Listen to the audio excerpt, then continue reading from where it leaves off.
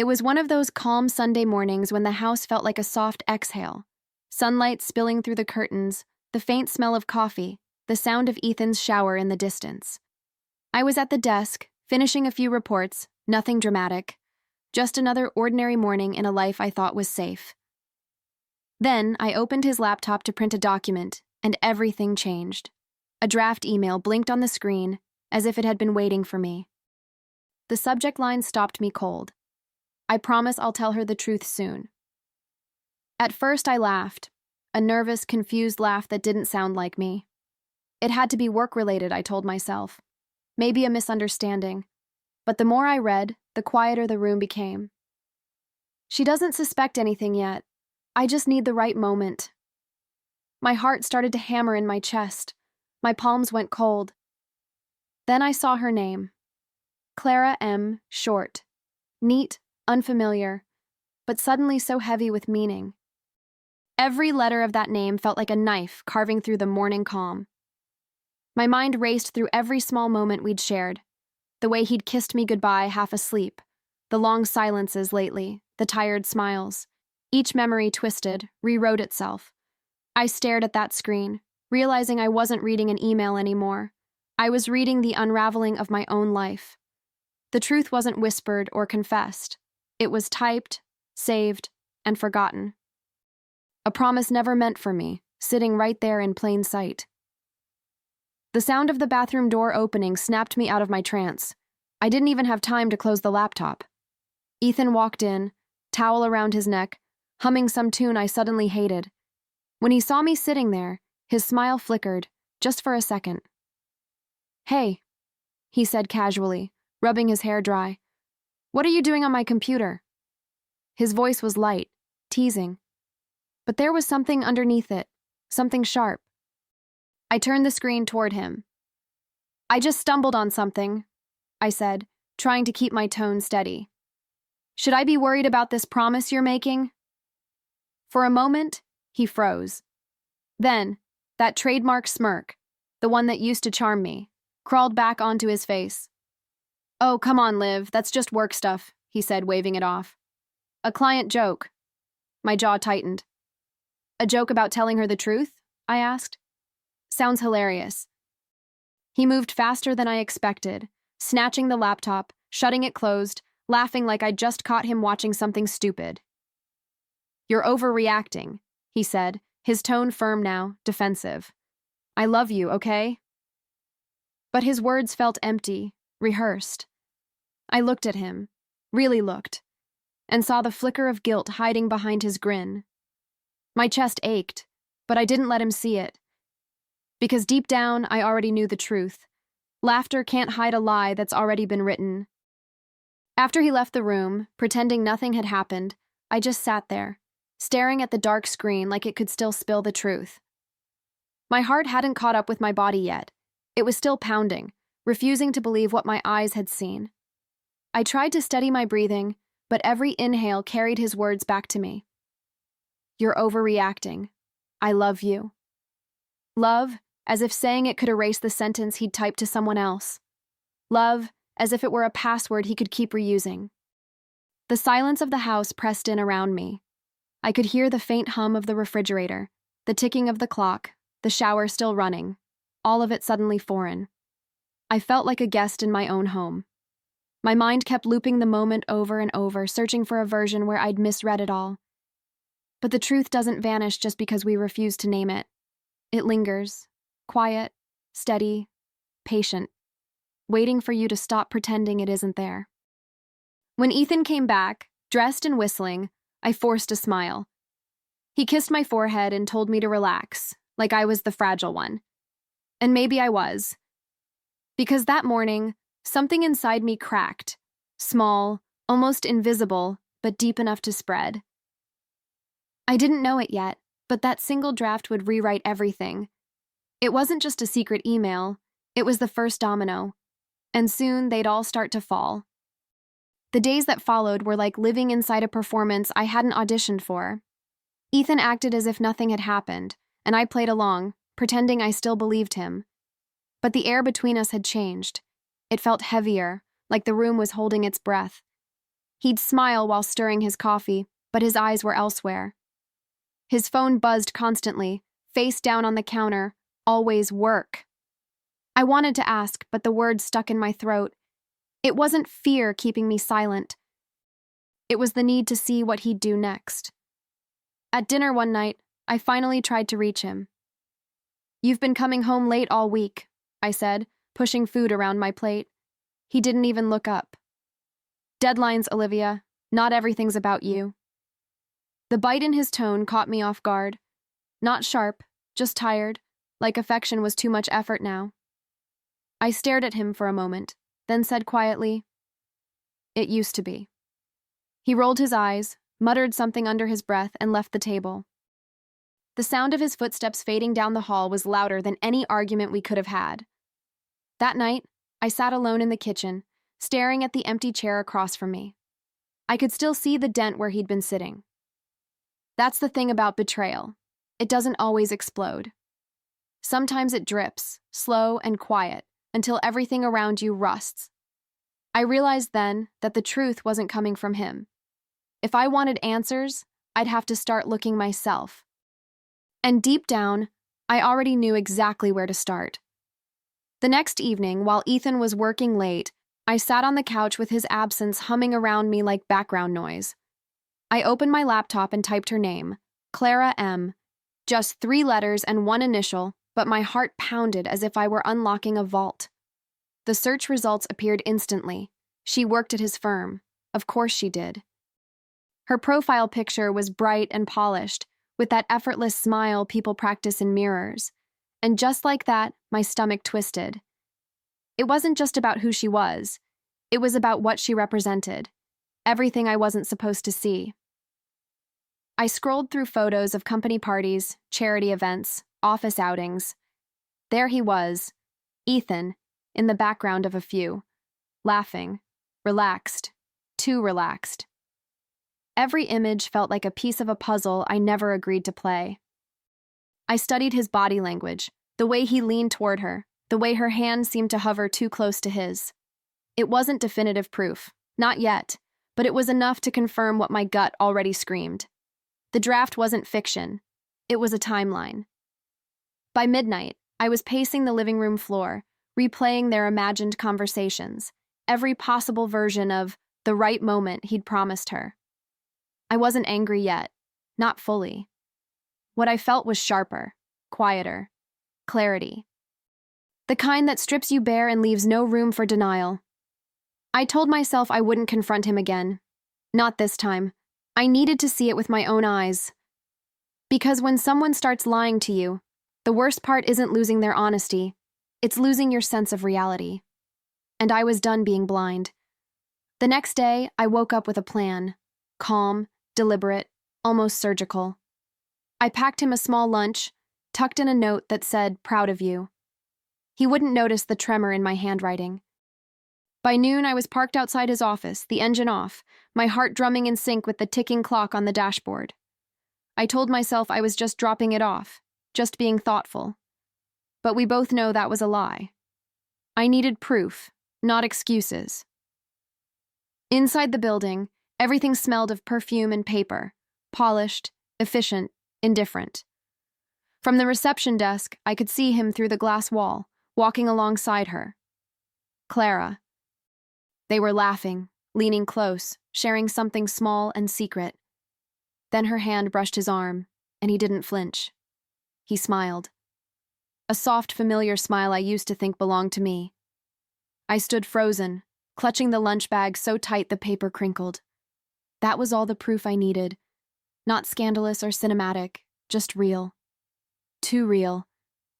When the receptionist looked up and said cheerfully, "They're such a cute couple, aren't they?"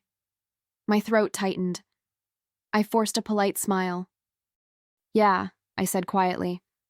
"Adorable." I walked out before my voice could betray me. In the car, I stared at the reflection of my face in the rearview mirror, calm, composed, unrecognizable. He forgot to delete the draft, but that wasn't his only mistake. He also forgot I was paying attention, and from that moment on, I promised myself I'd make sure he'd remember. That night, I cooked his favorite meal, roasted chicken, the kind that used to fill the house with warmth. He came home late, kissed my cheek, and thanked me like nothing had changed. And I smiled back because pretending had become second nature. The truth was, I wasn't angry anymore. Anger burns fast and leaves ashes. What I felt was colder, a quiet, deliberate clarity. He thought I'd cry, that I'd crumble. But instead, I was planning. I'd learned something about silence. When used right, it's louder than any scream. Over dinner, I apologized for snooping. I even laughed, saying maybe I'd been paranoid, that I trusted him. His relief was almost insulting. He reached across the table, touching my hand with that same charm that once made me fall for him. "See? That's the woman I fell in love with," he said. I looked him straight in the eye and smiled softly. "Don't worry," I told him. "You'll fall in love all over again soon." He laughed, thinking it was playful. But in that moment, I'd already decided who he'd be meeting next. The version of me that didn't beg, didn't break, and didn't forgive. Later that night, as he slept beside me, I stared at the ceiling, tracing the cracks in the paint. It felt symbolic, little fractures spreading quietly, just like us. I reached over and turned off his alarm for the next morning, savoring the control, the stillness. The old Olivia might have prayed for honesty. The new one was preparing for justice. And justice, I realized, required patience and evidence. The following morning, he left early for a client meeting, whistling as he buttoned his shirt. I watched from the doorway, coffee mug in hand, the same smile glued to my face. The moment the front door clicked shut, I went to his desk. My fingers trembled, not from guilt, but anticipation. I plugged in a small USB drive and started copying everything, his emails, his drafts, even the folder labeled private. It felt almost surgical, methodical. Each file was a heartbeat, a confession.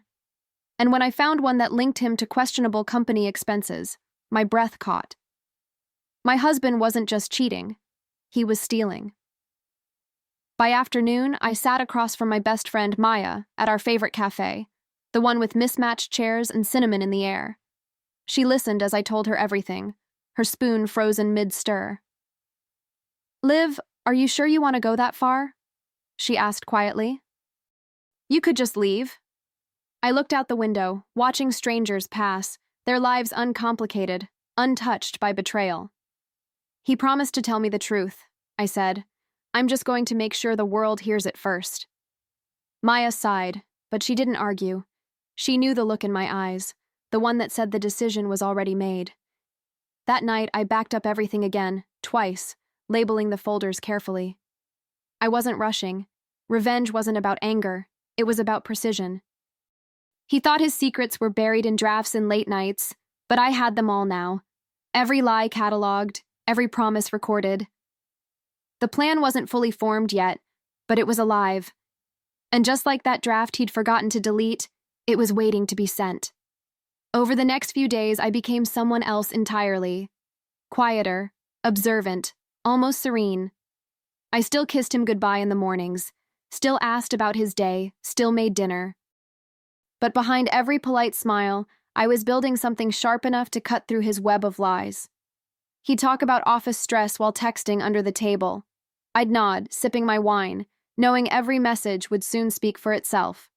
Every night, after he fell asleep, I'd open my laptop and refine the plan, not out of hatred, but purpose. He'd taken my trust. I was taking back my control. The more I read through his emails, the more patterns emerged. Repeated excuses, coded messages, company cover-ups. I started organizing them like chapters in a story. The lie, the affair, the fraud. Each one with receipts, dates, names. He thought he was writing his own narrative, but he'd unknowingly handed me the pen.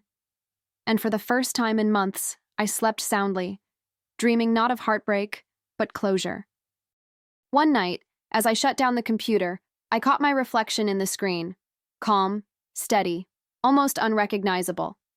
I didn't look like a victim anymore. I looked like someone who'd stopped waiting for apologies. The pieces were in place now, all of them. I just needed the perfect stage, the perfect audience, the perfect moment. and soon enough, he'd have no choice but to keep his promise, just not the way he intended.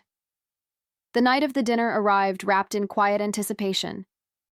I'd booked the private room at his favorite restaurant, the one with soft jazz, dim lights, and just enough elegance to make him lower his guard. I told him we needed to talk, to clear the air, and he'd agreed instantly, relieved even. He showed up in that same navy shirt he wore on our anniversary, as if repeating old gestures could resurrect love. He smiled when he saw me, flowers in hand, his guilt perfumed with charm. I smiled back, because tonight wasn't about forgiveness. It was about truth.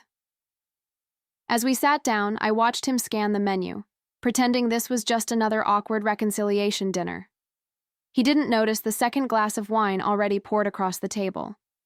When the waiter opened the door to bring the appetizers, I caught a glimpse of her, Clara, hesitating outside, invited by me, unsuspecting of the trap.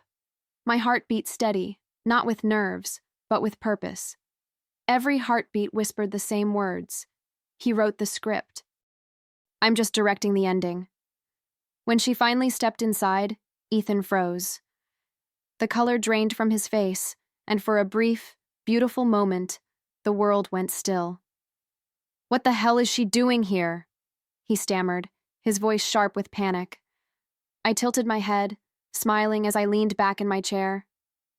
You said you needed the right moment to tell me the truth, I said softly. Well, I thought I'd make it easier for you. Clara stood there, pale, her hands trembling. The show had begun. For a heartbeat, no one moved.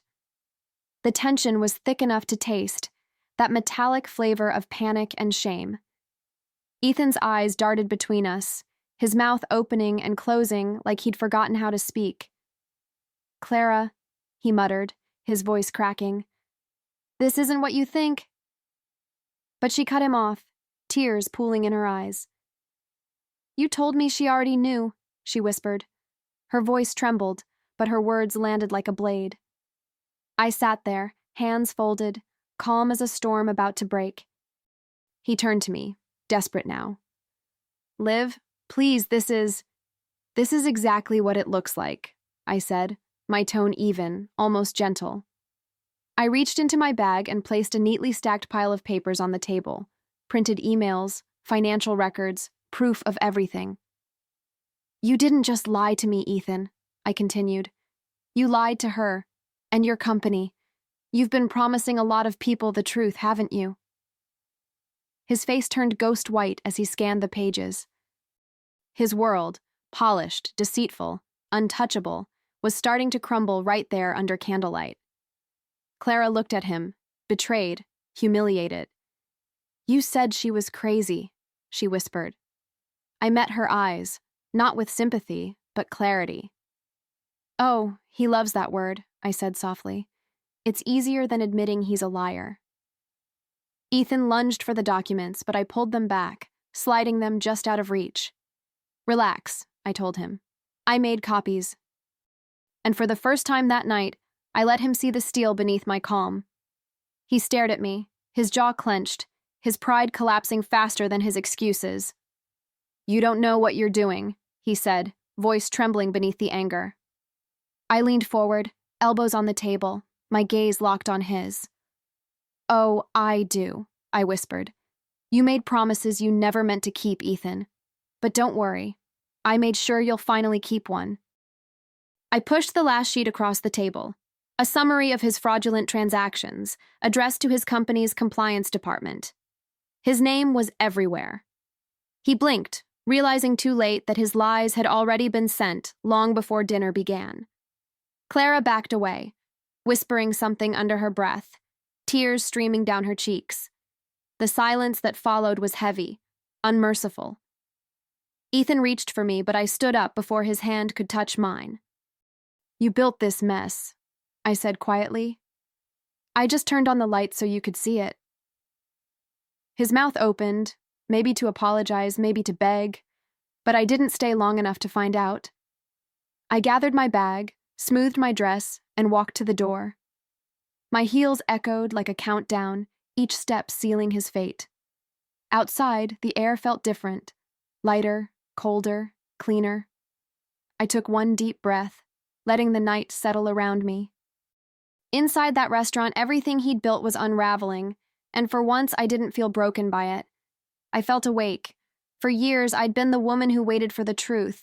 Now, I was the one delivering it. And as I walked away, one thought pulsed through me with perfect clarity. This was never about revenge. It was about finally being heard. By the end of the week, his perfect life had started collapsing like a house built on wet paper. News spread quickly, whispers in the office, rumors in their social circles. Clara resigned first, leaving behind an apology I never asked for. Then came the company's internal investigation. Emails, audits, suspended access. Ethan's name was suddenly on every memo, every phone call, every tongue that once praised him. I watched it unfold from a distance, quiet and still, like someone observing a storm from behind glass. I wasn't gloating. I was finally breathing. The calls started next. At first, he begged, voicemails filled with regret, guilt, and anger all tangled together. "You destroyed me," he said once, voice breaking somewhere between fury and disbelief. But the truth was simpler. I hadn't destroyed him. I'd just stopped protecting him. Every lie he told had been a brick in his own downfall. I simply stepped aside and let gravity do the rest. Funny how justice sometimes looks like silence. One evening, I found him standing at my doorstep, his face pale, eyes hollow. He looked smaller somehow, not physically, but in presence. "Olivia, please," he said. "I lost everything." I met his gaze, steady, unflinching. "No, Ethan," I said softly. "You wrote your own destruction. I just pressed print." His lips parted as if searching for one last excuse, one more promise, but I closed the door before he could find the words. The sound of the latch clicking felt like the end of a prayer I'd stopped believing in long ago. When the door shut, I stood there for a while, my hand still on the knob, feeling the weight of everything that had just ended. The house was silent, but not the heavy kind of silence I'd lived with for months. This one was peaceful, honest. I leaned against the door and let out a shaky breath I hadn't realized I'd been holding. There were no tears, no shaking, no triumph. Just an overwhelming stillness, like the moment after a storm when the air smells of renewal. For the first time, I wasn't waiting for someone to come home. I already was home. The following days moved slowly, like the world was giving me space to adjust to my new reality. I found myself doing small things, rearranging books, cooking dinner just for me, opening windows to let light in again. It felt strange at first, the simplicity of it all. I had spent so long being us that I'd almost forgotten how to be me. But little by little, I started recognizing the woman in the mirror again. Her posture was stronger, her eyes clearer. She wasn't looking for closure anymore. She was closure. One morning, I walked past his old laptop on the desk, the same one that had betrayed him, and in a way, saved me. I opened it out of habit, then paused. The screen glowed, waiting for a password I no longer cared to type. I smiled, closed it gently, and placed it in a box for donation. The truth had already been told, and I didn't need to reread it. Because some stories don't deserve to be reopened, they deserve to be finished. Weeks passed, and the gossip faded like old perfume, still traceable, but no longer suffocating. People stopped asking questions, stopped whispering my name with pity. I wasn't the wife who got cheated on anymore. I was just Olivia, the woman who rebuilt quietly, on her own terms. I started sleeping better. I laughed again, not because life was perfect, but because it was mine. I didn't need his approval or his apologies. The emptiness he left behind had turned into space, room for peace, for honesty, for me. Every so often, I'd catch my reflection in a shop window and barely recognize the calm in my own face. Healing wasn't loud or dramatic. It was made of small, steady choices. Saying no, saying yes, getting up, moving on. One afternoon, while walking home, I realized I hadn't thought about him all day. Not once. That realization felt like freedom disguised as an ordinary Tuesday. The kind of freedom that doesn't announce itself. It just arrives quietly and stays. That night, I sat by the window with a cup of tea, watching the city lights flicker. Somewhere out there, Ethan was dealing with the ruins of his own making. But I didn't feel vengeance anymore, only distance. The kind that comes when you've finally outgrown the pain that once defined you. Promises are easy to write. Regrets are easy to keep. But peace has to be earned. And I finally had. Months later, my mornings looked different, softer somehow. I no longer woke up to tension disguised as routine, or to the sound of lies slipping through half-awake goodbyes. Instead, I woke to sunlight. Real sunlight. My new office at the publishing firm sat on the corner of a quiet street, filled with the hum of printers and the comforting smell of paper and ink. On my desk sat a framed quote I'd found at a flea market. "Truth isn't what people tell you, it's what they hide." It felt less like decoration and more like a reminder of who I'd become. Maya still dropped by every morning with coffee, like a ritual of friendship that had survived the wreckage. She'd hand me the cup and grin. "So," she asked one day, leaning against my desk, "how's life without him?" I smiled, not forced this time, but the kind that starts somewhere deep. "Peaceful," I said. "I don't need apologies or promises anymore." She laughed softly, raising her cup. "To peace," she said. And for the first time in a long time, I believed in the word. After she left, I turned to my computer and opened a new document. The title came easily. "The Promise That Broke Me." My fingers hovered over the keys as a slow warmth filled my chest. This was my story, not his, not ours. Mine. As I began to type, I thought of that draft he'd forgotten to delete, the one that ruined everything. But now, it didn't feel like an ending. It felt like a beginning. He'd written his lie in secret. I was finally writing my truth out loud.